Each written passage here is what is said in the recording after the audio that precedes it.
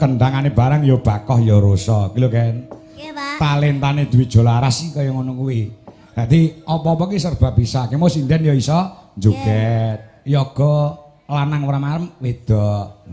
Iya. Sapa jenenge? Harani. Golek omik ya, golek omik.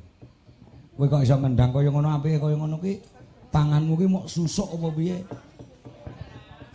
Mboten, Pak. Mboten nggih. Ora panas to ngeplak kendang? Mboten. Monggo bapak ki lek ngeplak kendang suwen ngono kepanasan. Pak nu jane bapak ki banter ning suwi-suwi alon-alon ngono mboten. Kulo tanganku ki ora iso awet kaya tangane sampean. Beda lek ngeplak bokonge Bu Duwi, lha kuwi beda iki. Duh. Ayo, ya ini kok wis tangi. Ayo, ya ini kok wis masak. Ayo, ya ini kok wis cedhek geni. Bake mara tuaku. Wit mulai ngendang wit umur piro, Nduk? Haryono. Anu Harani. Kawit kelas 3 SD, Pak. Kelas 3 SD pun ngendang. Nggih, Pak Yon. Pak Haryono, aja ngopi to. Golek mik Pak Yon. Piye pendapatmu tentang pengendang wedok siji iki lho? Heeh. Piye Pak Yon? Luar biasa, Mas.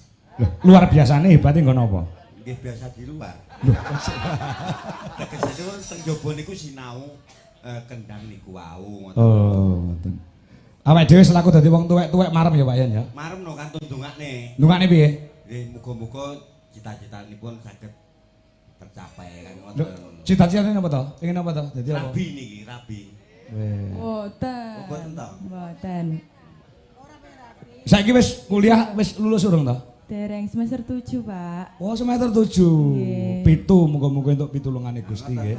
Anu Amin. dititipne Pak Don niki mawon titipne. Ditipne piye maksudnya? Maksudnya nggih kersanipun dipun didik kersane lare menika saged tercapai menapa cita-citanipun. Wong dosene ya Pak Dodo kuwi ya. Nggih. Dosene ya sing ngendang kuwi ya.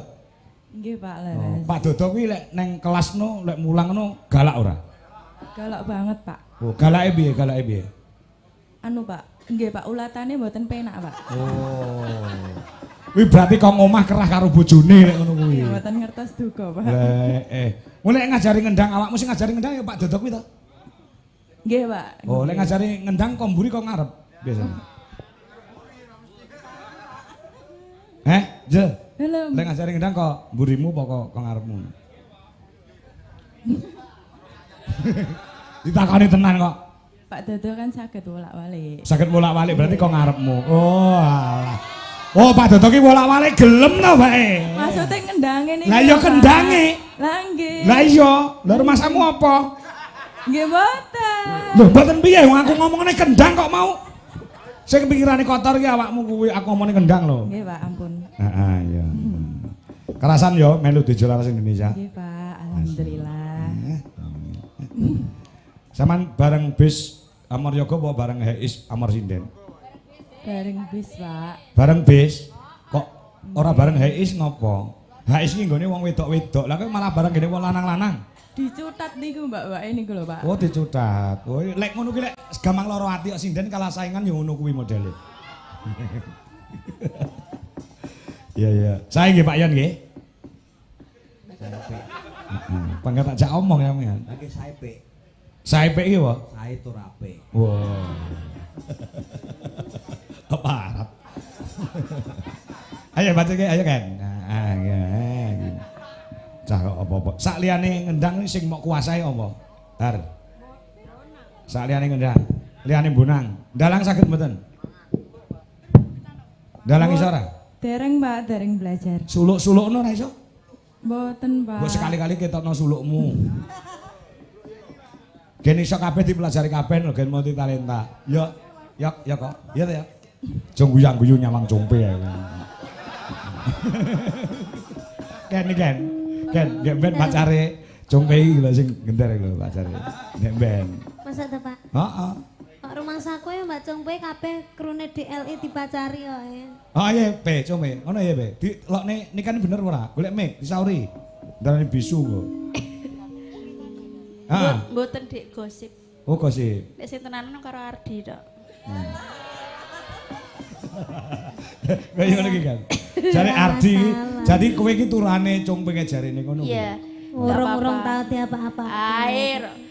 Meskipun kamu tidak bersamaku, kamu memilih bersamanya. Terima kasih kamu sudah pernah di atasku. Apa tajane iki jana? Sik. Omong kamu ki lho. Di atas doaku, Aku Pak. mek maksud tok. Di atas doaku. Di atas doamu. Nek kowe ora keloro-loro atimu to, mergo apa? Ardi ki mripate ora mblereng milih niken wis pas. Ya to? Biyen gak ngono kuwi. Sapa?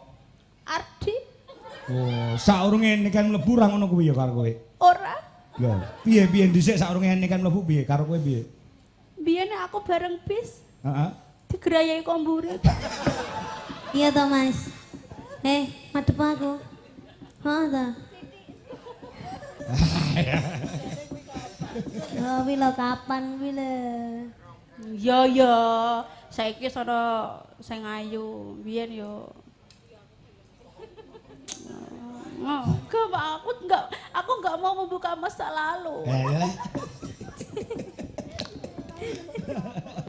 Iya, wah untuk nih wae. Ya.